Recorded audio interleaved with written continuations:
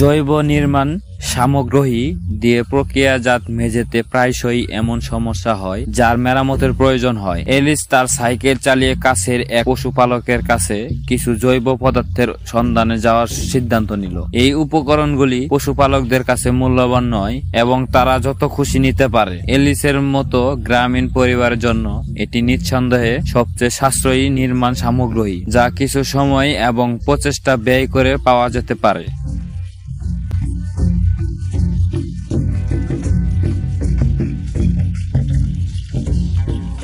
খামারে পৌঁছানোর পর যুবকটি উৎসাহের সাথে এলিসকে ছড়িয়ে ছিটিয়ে থাকা নির্মাণ সামগ্রী তুলে বালতিতে রাখতে সাহায্য করে। এই খামারটি স্থানীয় এলাকার বেশ বড় এবং এটি আশেপাশের বেশ কয়েকটি গ্রামের জন্য প্রয়োজনীয় জৈব নির্মাণ সামগ্রী সরবরাহ করে। শীঘ্রই এলিস তার প্রয়োজনীয় সমস্ত জৈব পদার্থ সংগ্রহ করে ফেলল। সে জিনিসপত্র বহন করলো এবং বাড়ি ফেরার পথে 2 বালতি জল আনলো। বাড়িতে পৌঁছানোর পর এলিস তাজা উপকরণগুলো কাজে লাগিয়ে এক মুহূর্তও থামেননি।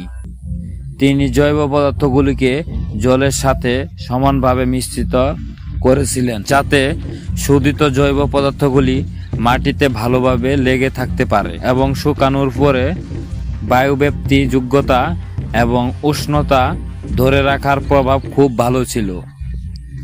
এলিস তার ঘরের মেঝে আগেই পরিষ্কার করে ফেলেছিল। অসম মেঝের একটি প্রাকৃতিক রুক্ষতা প্রভাব রয়েছে যা কার্যকরভাবে নির্মাণ সামগ্রী শোষণ করতে পারে।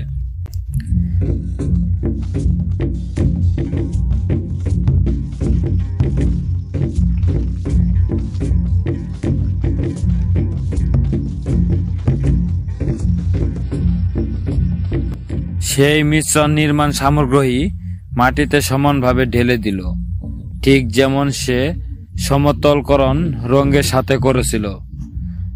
মসৃণ জৈব পদার্থে কিছু প্রাকৃতিক কণা থাকে যা শুকানোর পরে পা ভালোভাবে ম্যাসাজ করতে পারে।